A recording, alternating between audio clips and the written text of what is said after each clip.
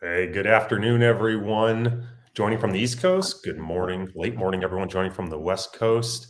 This is a special episode of the Get Stacked podcast, recording live August 6th, 2024 at 2 p.m. Eastern, or a little after 2 p.m. You'll have to excuse the delays. There were some technical problems, and we're also waiting on one of our co-hosts to join, Mike Philbrick, who got the blue screen of death as he was trying to log in. So, nevertheless, we will roll forward. Joining me is Rodrigo Gordillo, president at Resolve Asset Management and portfolio manager on the Return Stacked ETF suite. My name is Corey Hoffstein, chief investment officer at Newfound Research, also portfolio manager on the Return Stacked ETF suite. And there we go. And there is Mike Philbrick, CEO of Resolve Asset Management and portfolio manager on the Return Stacked ETF suite. And we are incredibly excited today to do this live Q&A. This is the first time we've done something like this, but we thought the market environment, as we've seen it over the last week or two, and in particular yesterday, really warranted an open discussion. And so we have a whole set of questions that we've received inbound prior to this call that we're going to start working through.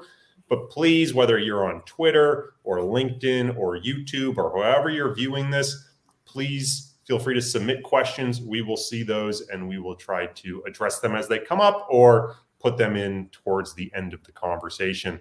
Again, whether you're listening live or to a recording of this, we really appreciate your time. And if you have any follow-up questions, please go to returnstacked.com/contact. That's where you can set up either time to chat with one of us, send us a message, or there's a live chat there. If no one is there, it will also send us a message and we can get back to you. And with that, gentlemen, are you ready to kick it off? I believe we are. I'm just checking on how many. Making sure all the pipes are connected for a live event. I made a mistake and I sent the StreamYard link because I am an amateur at going live. So if anybody's in the StreamYard link, you can always hop on to the YouTube channel and get this there, or go to LinkedIn right now, go to the Return Stacked, and you'll see that it's a live show as well.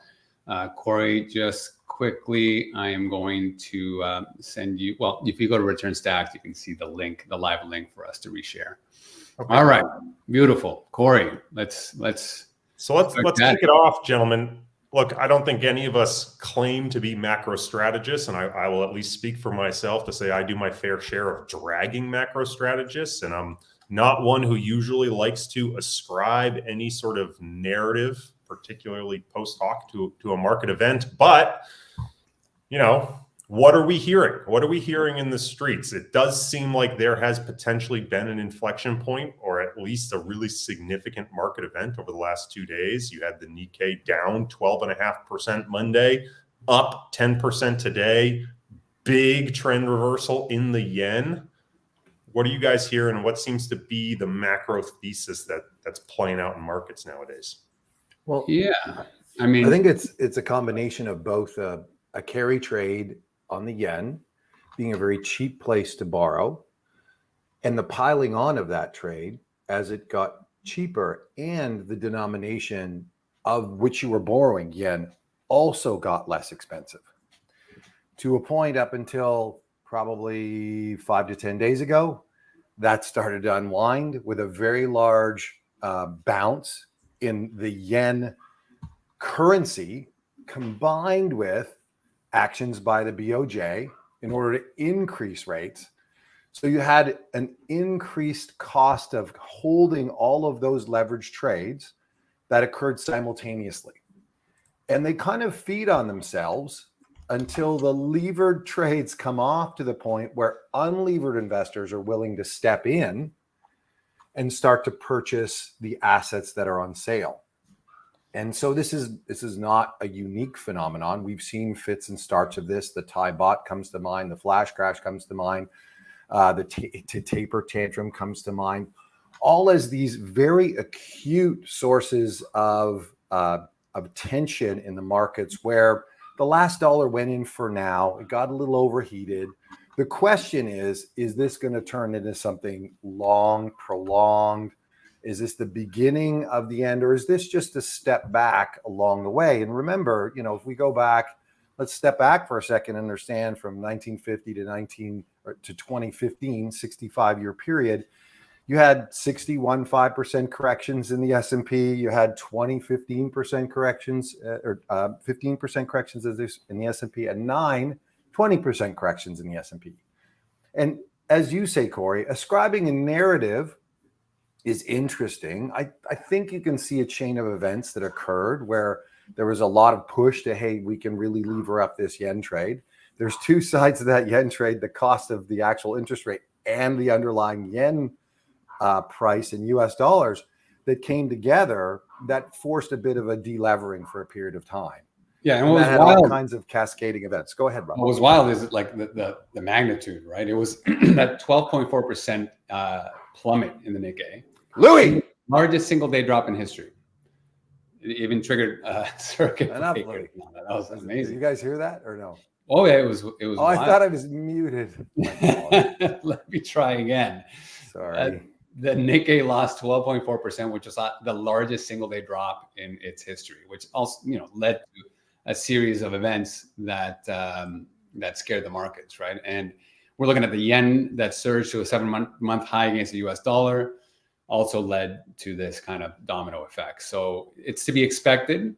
And that's kind of the exogenous shocks. Kind of the endogenous stuff is you're seeing weakness in the US economy. You're seeing the bubble, the AI bubble bursting a little bit in terms of the amount of revenues that are coming in for the tech companies, and Chinese weakness, along with the Iran situation and Israel. So all of these kind of generally tend to cluster when we see this type of sell-off. And then, of course, the questioning is how are you positioned to protect and benefit from that if you need to? Yeah, I do find it interesting that I would have expected, with a market event as substantial as we saw over the last few days, some sort of bodies would have floated to the surface. And I haven't heard any reports yet of a large bank taking losses or a big specific hedge fund unwind. There's obviously a lot of rumors that there must have been a big trade unwind, but no named parties yet. So it'll be interesting to see if anyone ends up having borne the brunt of these losses, and we'll be able to peg in hindsight, oh, it was that party or those set of parties. And indeed, it really was not a reaction to true fundamental changes, but there was an over-levered trade that was forced delevered. You got the tap on the shoulder with the margin call. And sometimes that's why markets react. Yep. So let's talk about how this all spills over into return stacked products. And it's interesting, one of the comments we received on our last podcast in the YouTube comments was that someone said it seemed like some of the return stacked products were exhibiting unusually heightened volatility, moving a lot more than they would have expected. And so maybe let's just start with a simple question. What are our expectations for volatility when you take something like the S&P and you stack a systematic macro strategy on top of it? Yeah, that's a good question. And let's kind of just do some simple math here. Let's do the simple math and let's do the actual math. But if we look at some of the popular stacks, right? You got your stocks, your S&P 500 stocks, you got your trend, you got your carry, you even got your bonds. If we just kind of focus on stocks, if you look at the long-term standard deviation of stocks, it's around 20% annualized. If you look at the long-term standard deviation of a trend index, like the Stochastic Trend Index, you're looking at around 13% standard annualized volatility, right? So those are two separate volatility measures. And a lot of people think, okay, well, that's 20% plus 13%. That's a 33% standard deviation. But when you take into account the really strong diversification benefits that trend has, that carry has, and so on, what you end up finding is that the stacked long-term standard deviation, for example, of S&P plus trend, is 22.5. is what we see from that combination. So you're only slightly higher than just the standalone S&P 500. And the same thing applies when we look at carry. It's around the same thing, around 22% when you put that stack together. So it's the long-term picture is one of allowing us to stack those returns, but not necessarily stacking or doubling the amount of risk, right? There's certainly a risk increase, but not a massive risk increase in long term. But let's talk about the short term, right? Which is, I think, why we're here. So let's talk about the kind of the popular stacks that are non-correlated to equities long-term. We have to remember that both of these strategies are directional strategies, right? They will load positively on the beta that it's stacking on top very often, right? So if we happen to be loading positively on that beta and there's a massive risk off event from an exogenous event like the situation with the Nikkei, then you are going to see short-term a increased risk than just owning the beta, right? But it's also not that simple, because if you remember, we did I think it was the second podcast for the Get Stacked podcast. We were talking about how the equity, we were trend, for example, was very loaded on trend on S&P 500 coming into this, I think March 22nd, it was a month-long drawdown for the S&P 500. And the worry was we were stacked so high on, if you just look at that one equity position, that you're gonna get hurt. But there was an offsetting position that was large enough to more than make up for the loss inside the trend strategy, that made it so that trend strategies were actually providing a good offset to that month-long drawdown. The same thing applied to carry strategies. It just happened to be correlated in that position. So this July 16th sell-off, it wasn't the case. Trend was much more heavily weighted towards risk on. And so you were increasing the amount of risk, and the risk off positions were much smaller. Now that's trend, so the bottom line is at any given point, any one of these stacks may be in your favor, may not be in your favor. Trend seems to be not in our favor currently, much like it was if you look back during the COVID period in the first week. But carry came into this event short equities, and carry has been a good offset during this event in a way that trend has not, right? So it speaks to the value of diversity and diversifying your stacks. A bond, that 100% equity, 100% bond stack, that was good, right? Because you got your bonds kind of floating a little bit of return. So that's kind of the broader picture when it comes to the volatility aspect long term, but the volatility aspect short term being a bit more aggressive at times. Mike, anything you want to add there? Yeah, I think it's important to recognize that trend at its core is being prepared and not really predicting, right? So you know what you're going to do. Trend says that something in motion, up or down, is going to continue to be in that motion until it proves otherwise. So as a trend manager or managing trend strategies, you are going to be giving back a little bit of those gains along the way, because you have to make sure the trend has changed. Your job isn't to guess that the trend has changed. Your job is to harness the trends that exist with solid risk management and some diversity amongst the assets within the portfolio, and then let the markets tell you when to adjust. When volatility expands, you're going to decrease positions.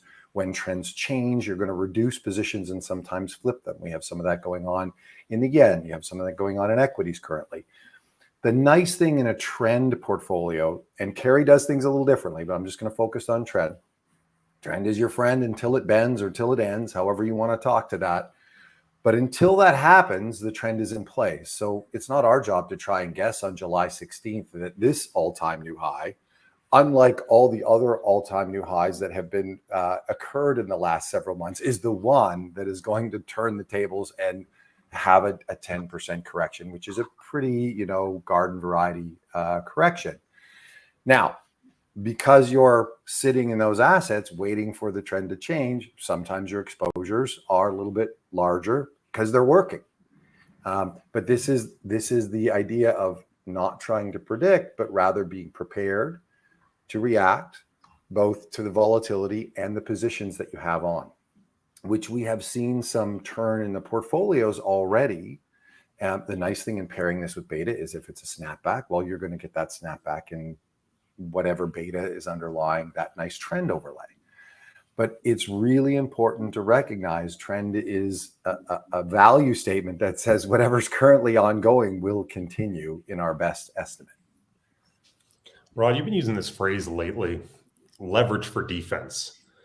And you did an internal study that you shared with the team yesterday. And I thought it was really unique in that what the study found was if you took something like the S&P 500 and you overlaid it with, say, the SocGen Trend Index, The big drawdowns in the underlying equity index, that combo actually had smaller drawdowns during that period. So call it 2000, 2003, or 2007, 2008. It helped in those big drawdowns, but that stack had on average larger annual drawdowns than just the buy and hold underlying. And I feel like there's somewhat of maybe a contradiction here or misalignment of expectations when people think about stacking uncorrelated things or things with time varying correlation. I was hoping maybe you could talk to that a little bit, this idea of leverage for defense, but the fact that actually on average, we would expect the drawdown in a stacked portfolio to be higher on an annual basis.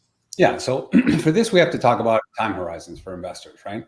These stacks are not meant to be first responders like low volatility or put options. They're not there to immediately offset those losses, right?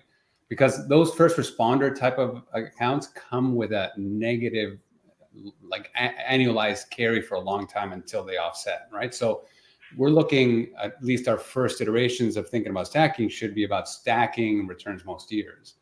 And so when you're stacking these types of non-correlated longer term second or third responder type of stacks, you'll find that because it's directional, as I mentioned earlier, during the year, you will be caught offside momentarily if we're on the same risk on trade, if there's a risk off loss. Now, the benefit of systematic, right? So this is why we see more consistent year over year, slightly bigger drawdowns than not having it as a stack. But when you allow these more prolonged periods to happen, we're seeing it already, right? As soon as we started seeing these drawdowns, the systems are designed to reduce volatility very quickly. And so you see first the risk reduction, and then you start seeing transition towards the things that are working and away from the things that are not, right? And so over a more prolonged bear market like 2000, 2003, or prolonged bear market like 08, or like we saw in 2022, where you give a few weeks for it to work, you then start seeing the ultimate max drawdown benefit of having these stacks on top, right? So we're seeing those transitions now. I'm sure we'll touch upon them, but that's roughly speaking why the idea of defense is really what people care about, which is what's my maximum pain point. It's not the intra-year small, half of the people don't really pay attention to type of drawdowns.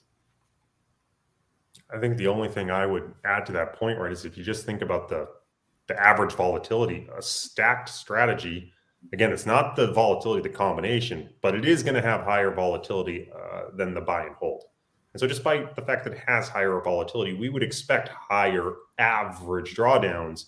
But again, hopefully that diversification, if you believe there's positive drift in that thing that you're stacking on top, positive expected returns, that diversification can be extremely powerful for those prolonged drawdowns.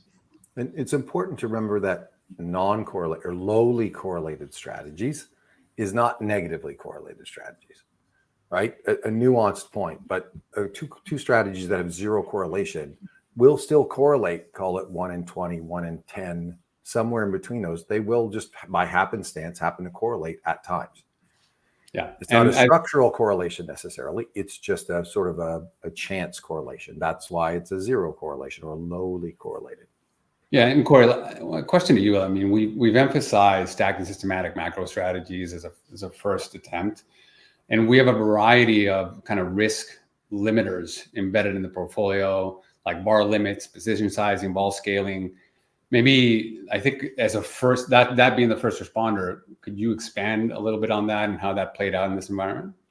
And this is something you see in a lot of systematic macro strategies, is that you have a variety of risk limiters embedded in the portfolio. So we really have sort of three categories.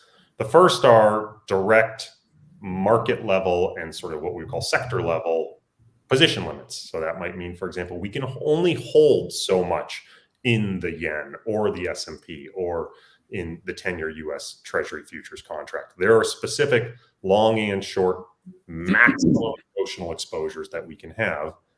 And then it also limits when you roll that up to the sector level. So cumulative equity exposure, for example, cannot in our trend program get longer than 100% notional or more short than negative 100%. And so we actually saw that come into play in July. You know, you can clearly see the sell-off in the last couple of weeks, but if we just rewind the clock to mid-July, there were very strong global equity trends, and the trend program wanted to get longer and longer, and we had that hard cap at 100%, which again helped mitigate some of the losses as the market rolled over. And those are, to a certain extent, just what we consider to be prudent caps, right? Again, we want to make sure that we're not allowing the system to run wild into weird market corner cases. The second level of risk mitigation is this volatility target, right? And this is more common in quant-based systematic macro strategies. Traditional trend followers don't actually do this, sort of your old school 1970s style breakout trend followers. But this is something more modern quant-based trend followers do, which is they're applying volatility targets both at the market level position, trying to make sure that whatever exposure they have to a given market is always at the same vol target, and then at the portfolio level, right? And so that's really important because as portfolio vol expands, these sort of strategies will sell off positions, both long and short, right? They'll buy back their shorts and sell down their longs to try to maintain a constant risk exposure. And then finally, we have the VAR limits, and these are regulatory, but they're equally important. And I don't want to go into the SEC 18F4 rules specifics. We've talked about that in the past. But the important point is what these VAR rules do is they try to make you, or they do make you estimate worst case potential losses over the next 20 days. And if your worst case potential losses are above a certain threshold, you are required by SEC regulations to begin trimming your positions to get back within what is considered acceptable limits. And those three different ways of managing risk all sort of work in concert to make sure that we're not violating our risk mandate in any given direction. Yeah, that's a great color, Corey. And just to kind of add on to that, on an internal call, Mike, you had a great point that the volatility scaling in these mandates means that investors can possibly enter into these products with less tracking error to the underlying beta than usual periods of much more lower volatility when you have kind of larger positions in the stack that may coincide with the beta stack. Can you explain a little bit of that and why that makes sense? Sure. So the idea of trend following is one of also building positions as the asset prices evolve. So you may start with a very small position in something like a yen short, and as it becomes more profitable and as the trend asserts itself, you'll see that position expand. And so you'll get to large positions across a swath of asset classes over time. We'll be, using a little bit more leverage to achieve that because you're in a low volatile trending environment. When you get a dislocation like this and volatility blows out and you have sort of this assets correlating to one or negative one in some cases, what happens is you have a contraction in the size of the portfolio because some of those trends were now incorrect, or they're reversing, or they've expanded in volatility, so they shrink down. So when you're entering trend following strategies in a nice correction, what you have is smaller positions where they're going to grow and adapt. You have maybe this is a regime shift, or maybe this is a correction. So maybe new trends establish themselves from here. Maybe some old trends reestablish themselves from here. But if you're entering at a point where you've had a good correction in a trend strategy, generally, you're entering at a very small exposure level, and then you're participating as it grows, so that inevitably, when there's a turn and you've got to give back some of those profits, you're sitting on a nice profit margin. Rather than coming in at very bloated, expansive positioning. And then in the long term, it doesn't really matter. In the shorter term, it just presents an opportunity. If you were thinking about allocating during drawdowns is a great way to do it because you're getting those initial position sizes put on as the volatility allows for it and as the trends develop. Yeah. And so counterintuitively, buy and draw down. It's not a terrible time to ease in. I guess it's correct. And by the way, this applies to any systematic strategy, including futures yield or carry, because it's vol sizing the positions that causes everything to shrink. So gross exposure is low on most macro strategies. So let's dive into those specific mandates. And I kind of wish we had done this at the beginning, because we've been talking about trend a bit. And I don't want to make the presumption that everyone listening in either live or at a later date knows precisely what trend following is. So can we begin just laying the foundation here with, can someone explain the basics of what multi-asset trend following actually is and how we think about applying it? Sure. Look, multi-asset trend, the basics are you want to have diversity.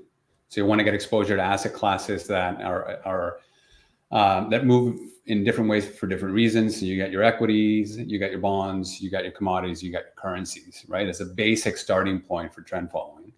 And then trend following is simply as simple as something that has recently gone up is likely to continue to go up for one period. And the way one measures trend, there's no golden rule. I know there's the golden cross that a lot of people like to use on the equity markets when I think a 50-day crosses the 200-day, or maybe the golden cross is when it crosses below the 200-day.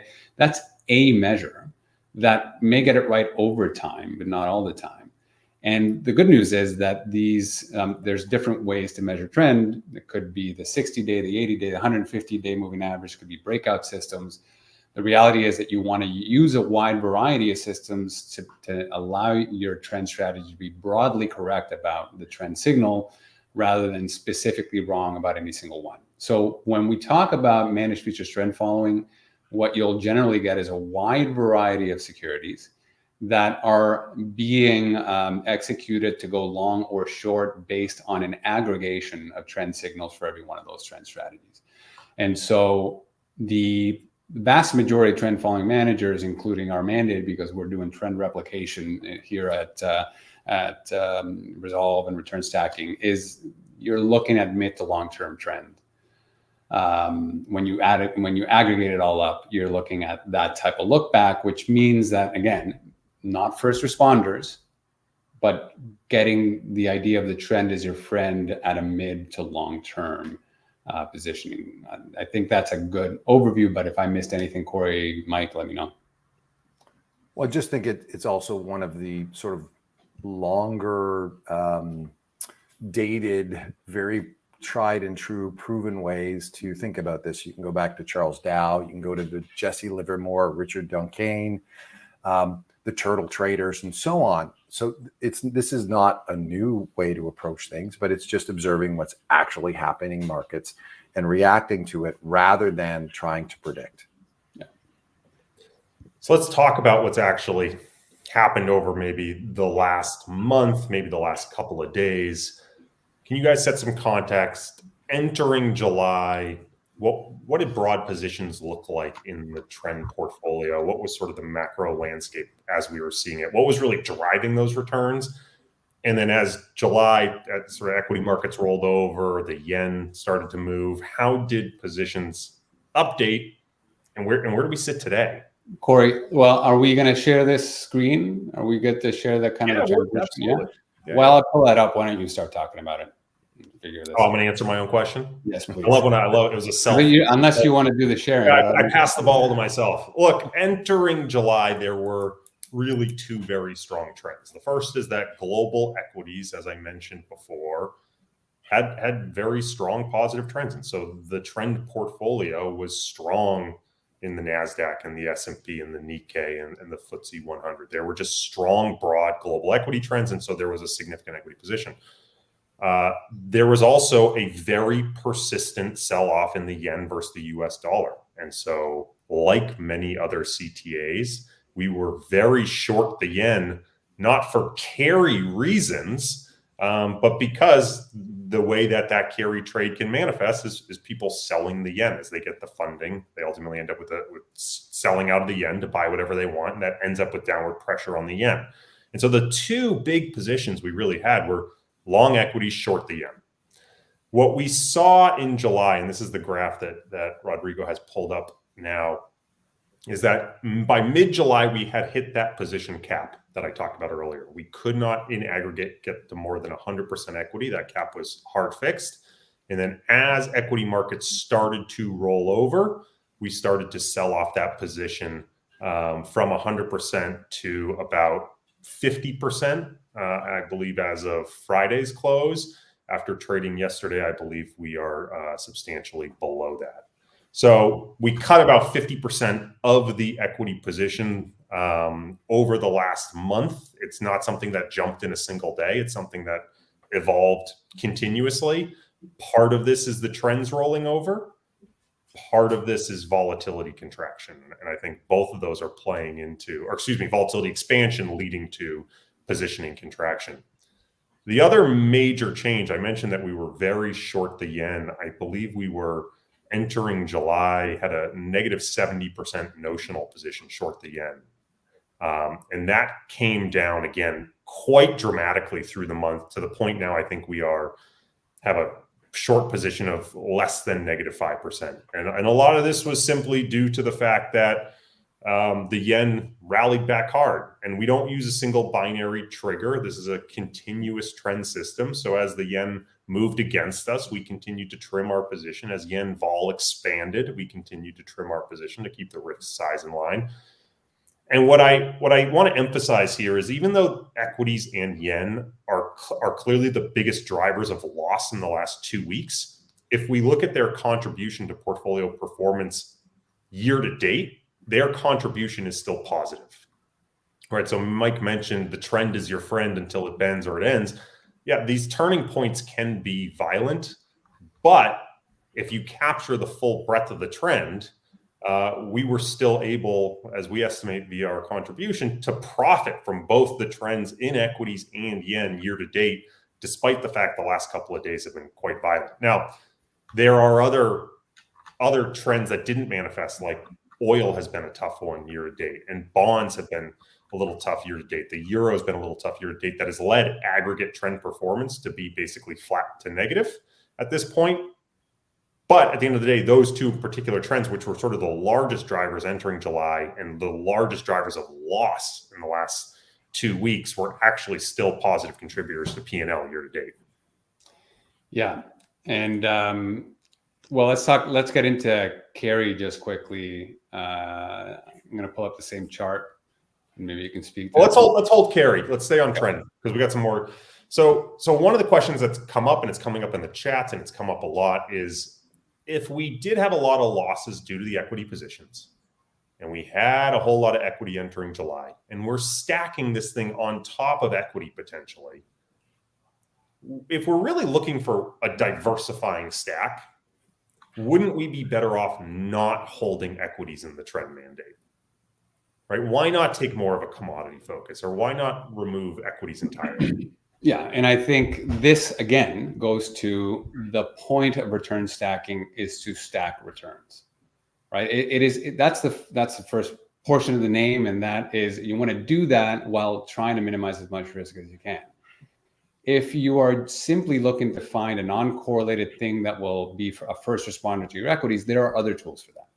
For our purposes, we want to maximize the amount of years that you stack positively. And this goes back to the fundamental law of active management, which is that you want to have breadth and depth in your strategies. The more securities that are non-correlated that you give an opportunity to go long and short based on any factor, whether it's carry or trend, you're just gonna, by the virtue of diversification, the expectation is that your Sharpe ratio will be higher. A higher Sharpe ratio means that you are expecting a positive real rate of return over time more often. So it's just a trade-off, right? Do you want something that acts as a hedge that provides a lower return stack? And you can do that yourself by using something like 100% bonds, 100% equities to make space in your portfolio to add whatever first responder you want. In the stacks that we're talking about with trend and carry, what we're trying to do is give you a solid as possible, higher Sharpe, maximally diversified portfolio, and that includes equities, right? In order to win more years than we lose. And equities also benefit from being short equities when you need them to be short. right? So it's not necessarily that that owning equities is a bad thing. Sometimes, like now, when you get caught offside, it has been a bad thing, but not always. The only thing I'll add to that is I'll suggest the research of another firm named Quantica, who wrote a great Q2 piece about the role of equities in a diversified trend mandate and exploring, if you remove equities, what does that do to the return expectations of the trend mandate over time? And what does that do to its correlation and crisis alpha abilities? And that's a publicly available piece. If you Google for Quantica and you go to their publication section, it is the Q2 2024 piece. And I highly, highly recommend people read that piece. I often think about writing one myself on this very topic. And every time I do, I just go, well, they've already written such a phenomenal piece on it. I just end up forwarding that thing along to just about everyone who asks me about it. So there are absolutely trade-offs. And to summarize their result that they find is, yes, you can improve the diversification benefits of the trend mandate if you remove those equities, but it is definitively at the long-term expected return of the trend mandate itself. And so there are trade-offs for us in terms of trying to replicate the performance of the trend space at large. All of our research suggests you have to have equity exposure because that's what every other manager is doing.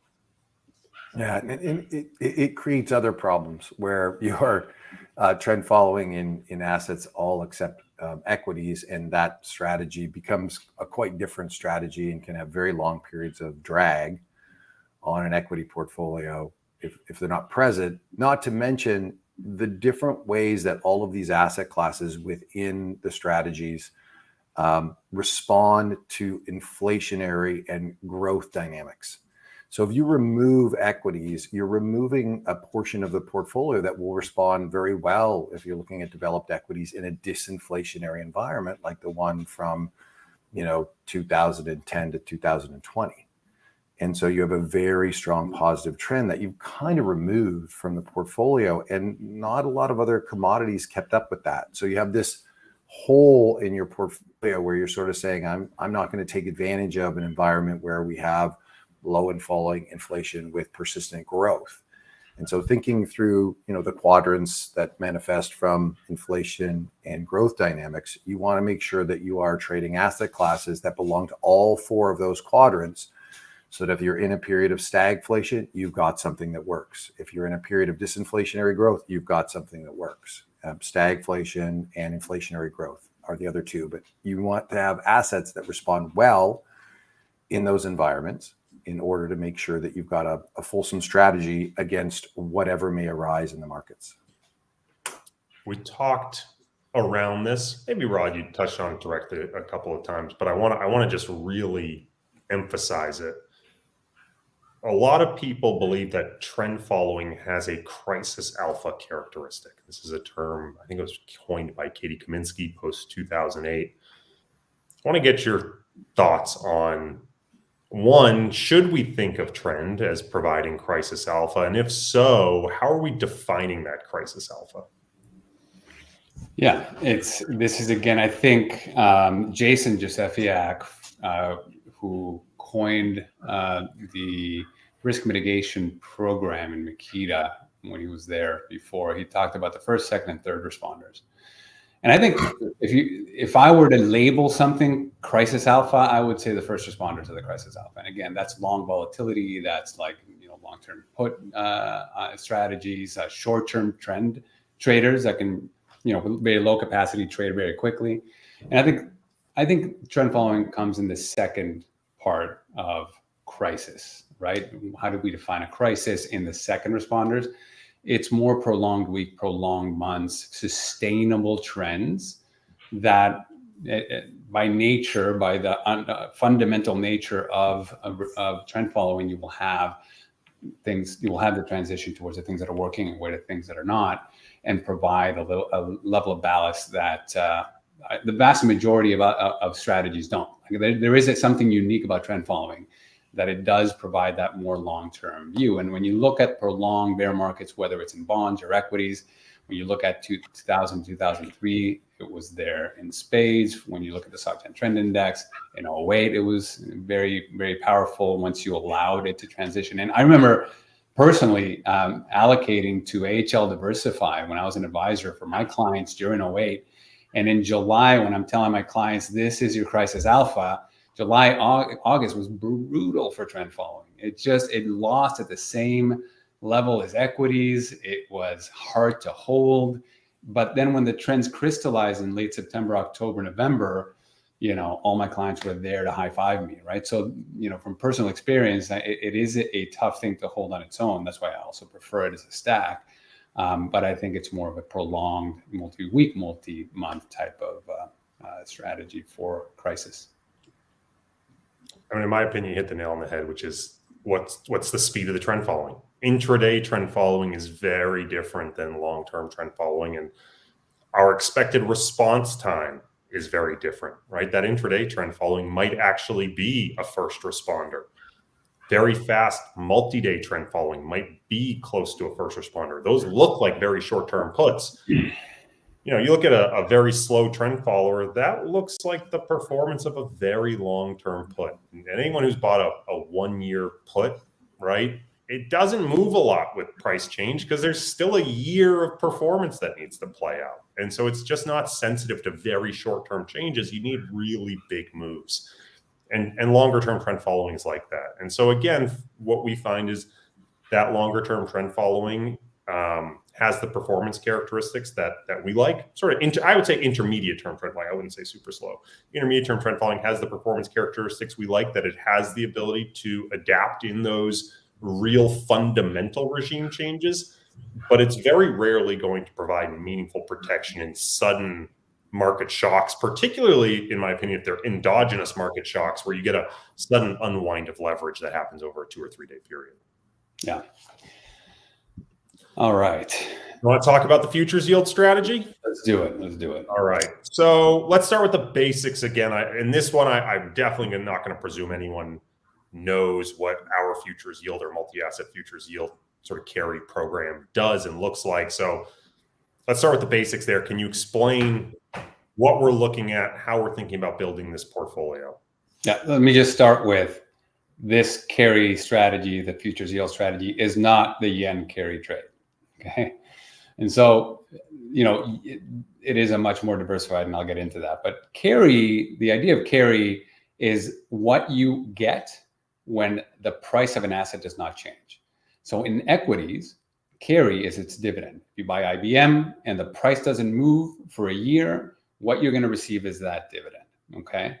And in managed futures yield strategies, instead of us selecting securities based on trend, we can select based on something else called carry. We can actually measure the amount of yield you're going to get on commodities, equities, currencies, and bonds, are very well diversified at any time. And you measure that yield based on the differential between, one way of doing it is the differential between today's price and the futures price. And sometimes it's higher, sometimes it's lower. I won't get into the intricacies of that. There's a bunch of videos that we've done, but that is how we measure carry. And depending on how strong that carry is, we are going to then select what we go long and short and by how much. Okay. So one key thing here about carry is that we're not using carry as clipping coupons and hoping for the best. We're using carry like let's say a dividend achievers index might select equities. They're selecting equities based on dividend growth and dividends that exist, but for the purpose of wanting to own things that are going up more than the market. So when we look at carry, and again, there's multiple carry signals. You guys can go look at the white paper that Resolve did on carry and the webinar that we did there if you want to get into the nitty gritty, but it's a wide variety of signals.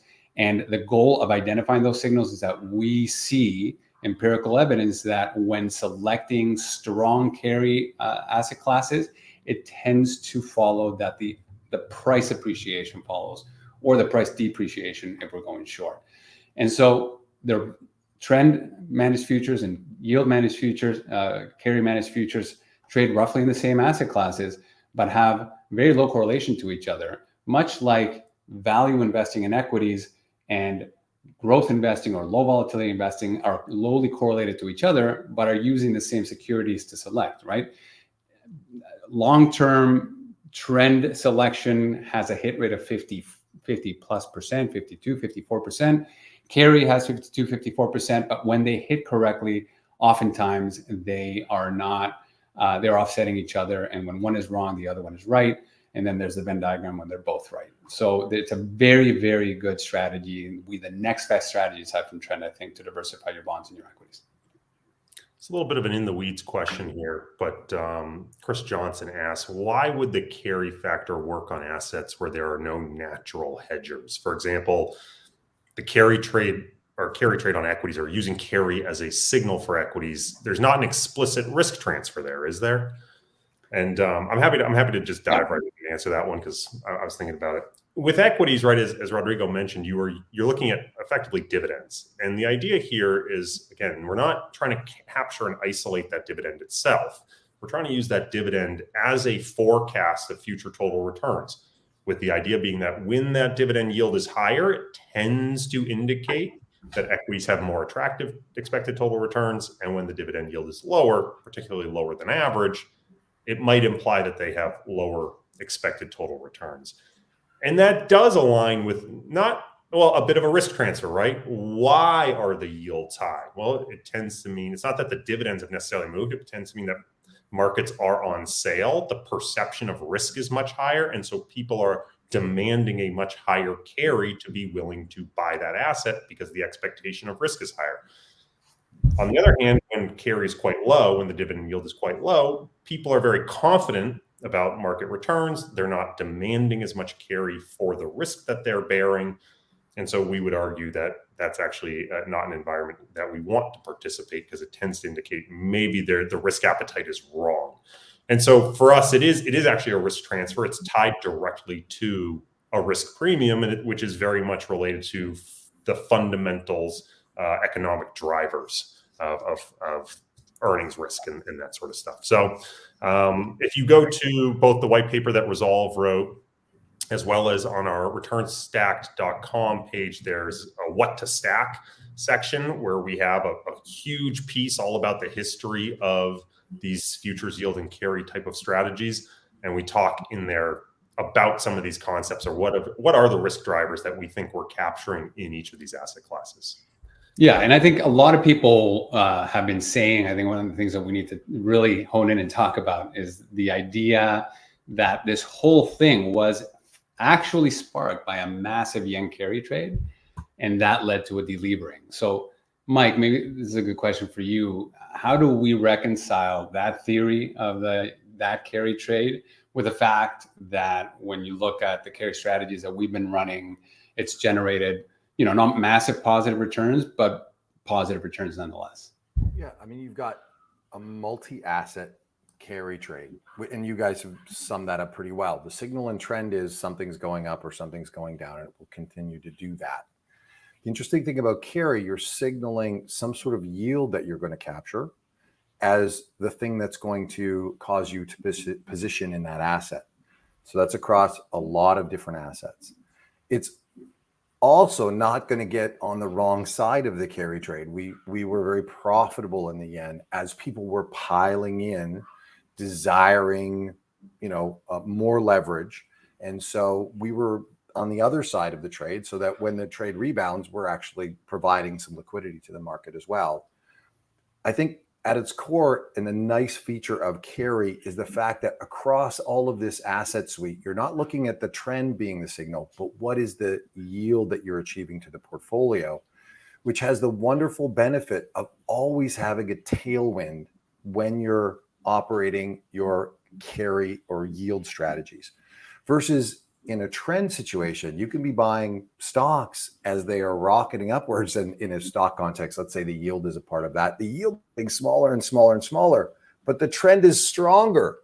So you're getting yet less yield and speculating more. Whereas in a carry context, you're looking across all of the different assets. You're saying, where are we seeing nice, juicy carry with respect to the asset's history, with respect to other assets that we can be invested in? And then you're saying, hey, all things being equal, I'm going to get this juicy carry. And then when it narrows, that's when my profits come. And when it's across a number of different assets, you're not caught in a yen carry trade, which we kind of summarized at the beginning, which is everyone jumping on the same trade, levering to reach for whether it's risk or yield or whatever they're reaching for. And then eventually the last dollar goes in and it unwinds. You're talking about broad diversification across a number of asset classes. And then you're just clipping coupons as you wait. So you've got this nice tailwind in a carry portfolio. And it often is looking a little bit ahead because you're not looking at price, you're looking at what's my carry. And so it is factoring in some things that are happening in the marketplace that market participants have all agreed on is the appropriate yield. And historically, when that yield gets juicy, you have potential to make returns. And it doesn't seem to act quite as much like crisis alpha, although it seems to be much more consistent in its value add. So that's another interesting feature that complements the trend strategies. Yeah. So let's get into the nitty gritty, Corey. Maybe we can talk about how the carry portfolio was positioned in July and how it evolved over the last 6 weeks. And I'll share screens so we can put some visuals to the story. Yeah, I mean, I think the two important drivers here were that, unlike trend, we were short equities and pretty substantially short equities to the tune of negative 70% was the aggregate position split across global equities. And this is predominantly because two reasons. One, the carry on equities right now seems to be objectively pretty unattractive. If you take the current dividend yield of most global equities and subtract their local risk-free rate, it doesn't look great, right? Short rates have risen quite a bit in most developed economies, and yet the yield being offered on equities is not that attractive. And so they're offering not only historically low carries, but in many cases, negative carries. And so that in and of itself is a sign, hey, something to potentially be short here from a directional perspective. The other thing that's important here is that this portfolio and its composition takes into account cross-asset correlations.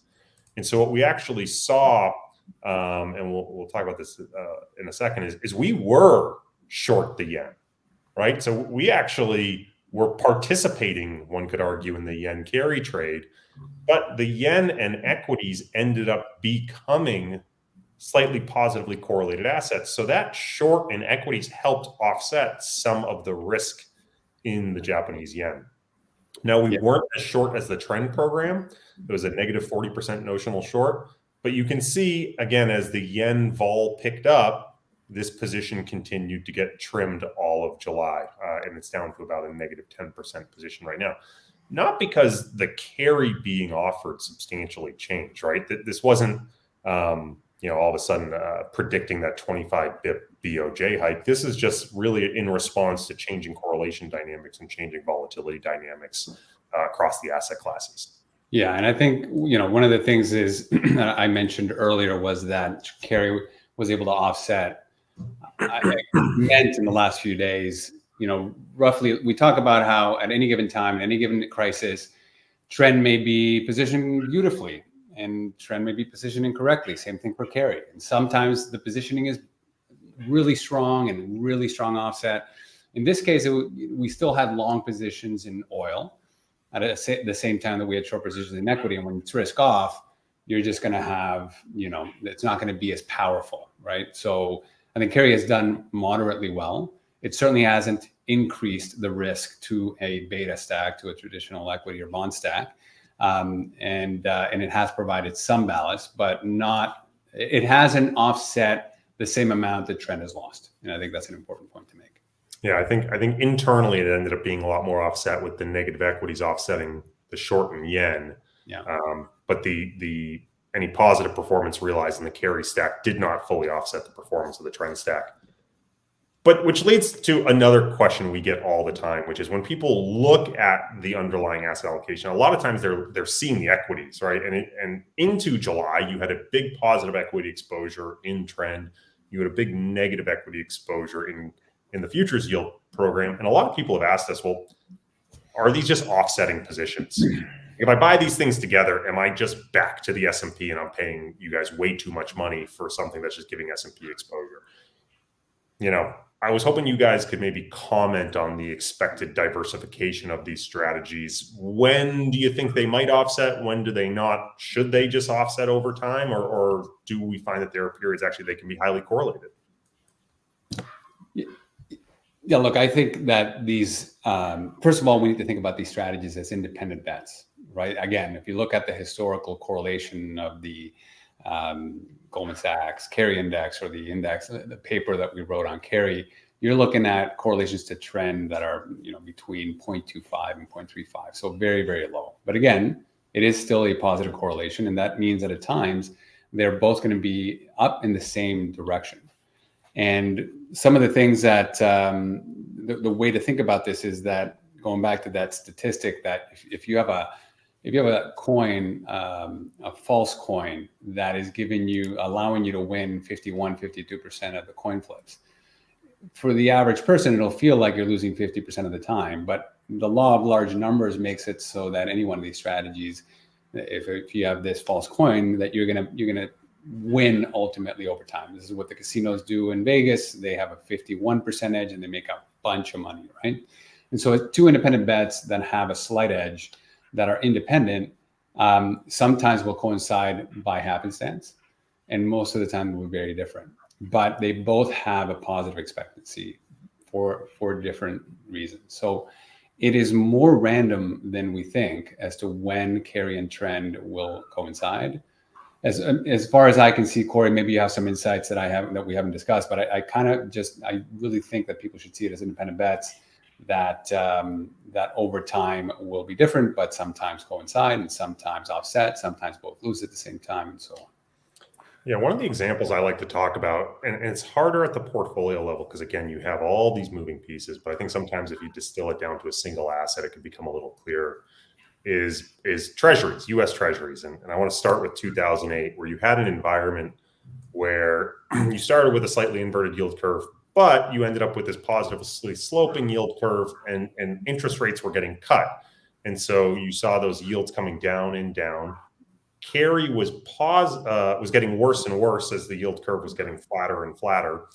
And you ended up with very unattractive carry in bonds, but because the yield curve was declining, very positive trends. And so trend was very long treasuries.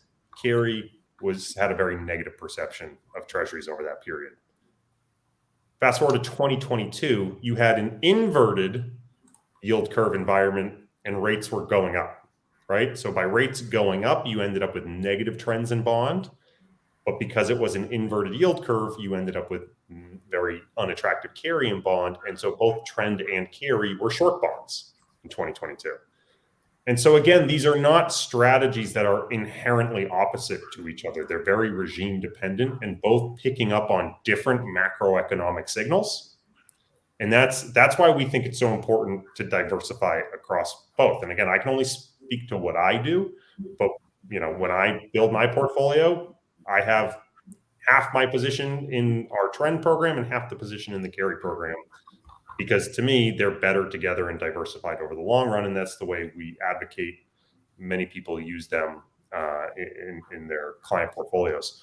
So, again, there are going to be times, these are time varying strategies. As we saw with trend, it was very long equities. Now it's cut its equity position. Both of these were very short yen. Now they've cut their yen position. There are going to be times where the correlation between them and core betas of stocks and bonds ebbs and flows, but it's really the long-term correlations are near zero. And I think fundamentally it comes down to looking through a different set of goggles, if you will, in order to decide what one should buy or how one should position a set of assets. And these two things, trend and carry, while they will correlate at times, are just very different lenses to look at the macro asset universe through, and often are going to provide very nice offsets. And then there's the times, when carry's high and trend reasserts itself. And that's the jungle juice right there. That's the good stuff where you've got high carry, which often means very low confidence in equity markets. And you have a trend that's asserting itself and saying, yes, you should be long. And that is where, certainly that's where the golden goose reigns golden eggs, because you're in a trend early on when it's occurring, and you've got lots of carry happening with that. So that's a wonderful set of circumstances. I'll balance that off with all the other situations that occur. All right. So look, guys, we're about an hour in. I'm going to answer one quick question, and then I'm going to do some housekeeping, if that's okay. Are we good at an hour's? I've got two questions here from the chat I'd love to ask if you're open to it. Yeah. One of them is a real rubber meets the road question, which is where we spend a ton of time with financial advisors. Is okay, how much of this return stacking stuff should you actually do in a portfolio? Right. So let's start with saying this is not a recommendation, right? You should talk to a financial advisor if you're an individual listening to this, and make sure they really understand, your risk appetite, as well as how much risk you can actually bear in your portfolio. What we tend to see is that, putting on a small 1, 2, 3% stack, great, but it doesn't really move the needle in the long run, right? Anything north of a 20, 30% stack tends to get pretty uncomfortable for most people. That's where I start to say you start to stop looking like a traditional asset allocation and start looking more like a hedge fund. And for some people, that's okay. I personally have a very large stack on my personal assets. I don't mind looking different than the market, but for a lot of people, that sort of tracking error can be very uncomfortable. And so I think you have to sort of make sure you're in a place that it's worth all the mental headache and understanding and education of what you're doing to introduce. It's not worth it for a 1% allocation.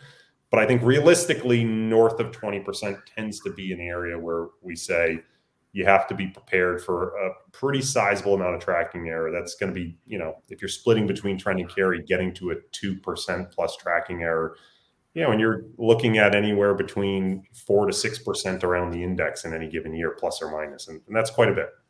Yeah. I think that's the key thing. At some point, the larger the stack, the more diversity, the more balance you generally are going to have to your equity portfolio. But you really start looking like your own idiosyncratic portfolio. So tracking error tends to be very important. And it's just human nature. We've learned over the years that we can't blame people for feeling that way. So I think given how important it is, you should keep that threshold 20 to 30% number in mind. If you really don't care and you truly mean it, because a lot of people say it and then they immediately regret it, then, it'll depend. Now you start wanting to define what your maximum would be. Sorry, Mike. Can we, the efficient frontier would suggest sort of 50 to 60% stack, if my memory serves. Yeah, correct. Right. So, that's something to think about. I'm not suggesting that that's where you go. But, if you're a mathematical nerd and looking at the efficient frontier and how you might stack on a balanced portfolio, you're looking at a much larger stack than probably, as you two gentlemen point out, is behaviorally achievable and maintainable.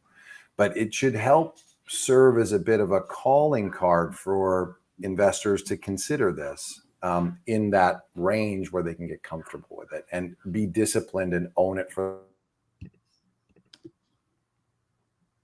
Wow. Nothing like losing a mid-sentence. I think he meant own it for a long period of time as he leaves. So I'll just put a bow on it and just say that once you go into the I don't care for the benchmark stuff, then you need to start caring about what your risk tolerance is. And a good heuristic here is if you measure the volatility of your stacks, hopefully it's multiple stacks and multiple diversified strategies, and the volatility is 10%. A good heuristic for me has always been what is 10% minus 10% minus 10% minus 10%. That's roughly a 3 standard deviation negative event. You assume a 10% rate of return. So 10 minus 10 is 0, minus 10 is negative 10, minus 10 is negative 20. Add another 5% just for giggles, and you'll probably hit a pretty decent number of what the drawdown is going to be that you should expect. And you have to be able to stick to that, or else it's not worth it, right? So if you need it lower, you get it lower. If you need it, if you're okay with doing, we got clients that are like, give me 70 drawdown, like straight up, legit clients for years that are okay with that and have hit it and have stuck with it. Then that's something you're going to have to assess on your own. Last question from the chat that we'll hit right now is someone asked, what has been the historical returns and correlation of the trend index of stocks and bonds?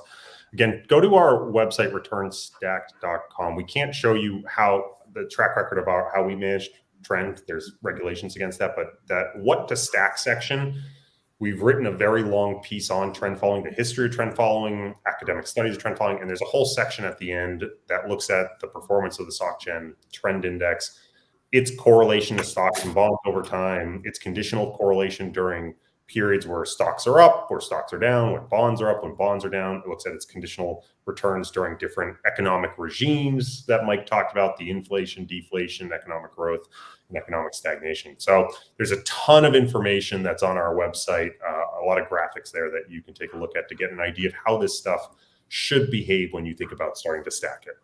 Yeah. So on that, given you're talking about the website, just some housekeeping items.